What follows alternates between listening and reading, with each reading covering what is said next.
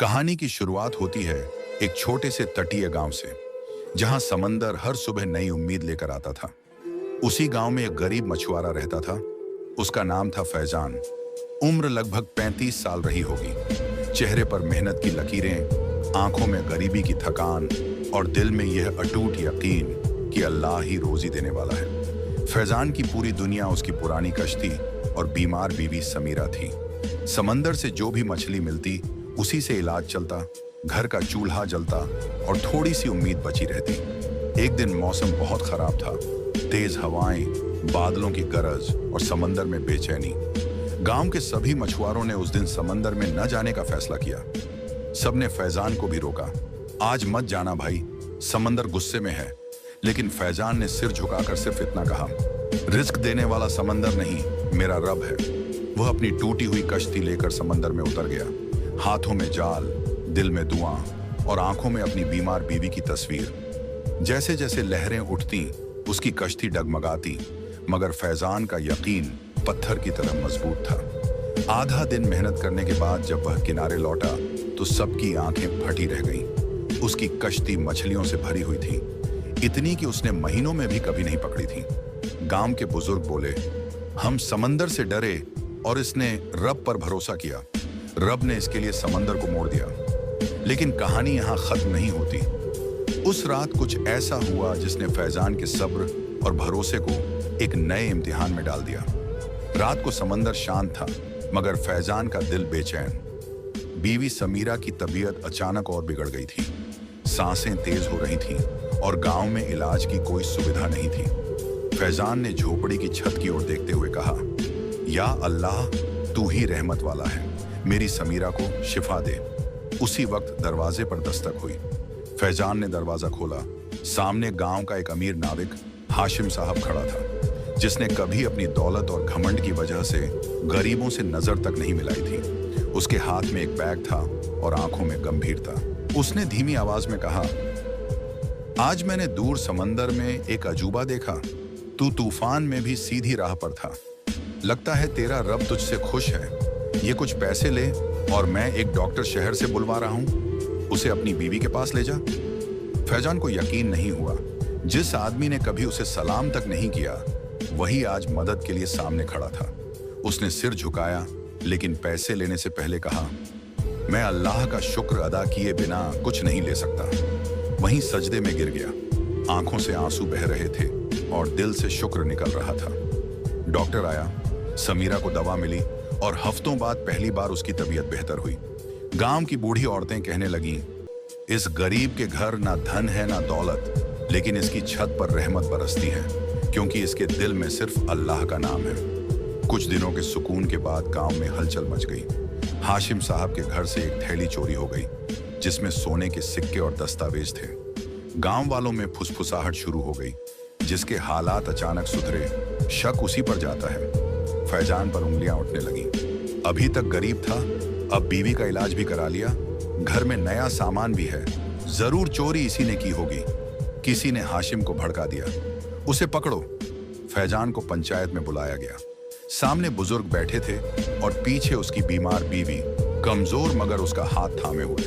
हाशिम गुस्से में चिल्लाया, फैजान, अगर तूने चोरी नहीं की तो साबित कर। फैजान चुप रहा, फिर धीरे से बोला, जिस रब ने मुझे तूफान से बचाया, वही इस जुल्म से भी बचाएगा। अगर मैं झूठा हूं तो मेरा घर तबाह हो जाए, और अगर सच्चा हूं तो अल्लाह सबके दिलों में सच डाल देगा। लोगों ने मजाक उड़ाया, आजकल अल्लाह को कौन पुकारता है, सबूत दिखाओ।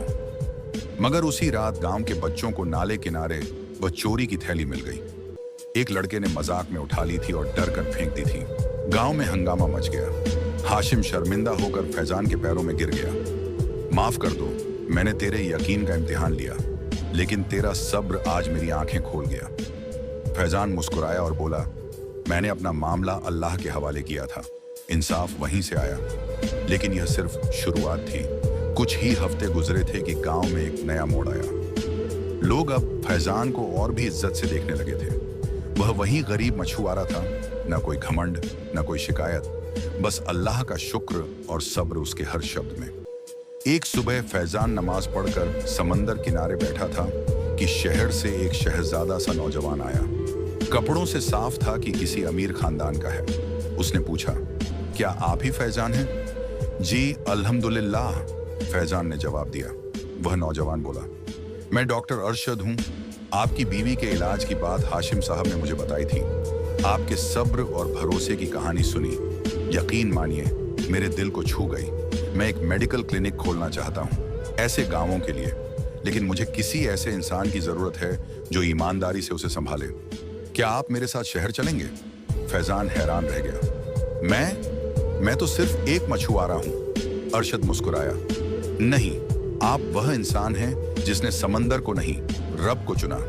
मैं आपको नौकरी नहीं, जिम्मेदारी दे रहा हूँ। समीरा की आंखें भर आईं। उसने कहा, फैजान, जिस दिन तू सजदे में गिरा था उसी दिन मेरी तकदीर उठ खड़ी हुई थी। गांव वाले अब उस गरीब मछुआरे को एक मिसाल की तरह देखने लगे। उसके पास न दौलत थी न ताकत, लेकिन अल्लाह पर उसका भरोसा इतना मजबूत था कि कायनात उसके हक में मुड़ गई।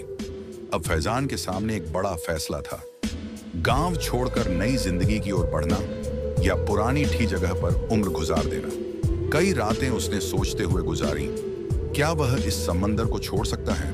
क्या वह गांव छोड़कर अनजान जगह जा सकता है? एक सुबह उसने लंबा सजदा किया, या रब, तू जहां चाहे मुझे वहीं भेज, बस मेरे दिल को अपनी याद से खाली ना कर। आखिर फैसला हो गया।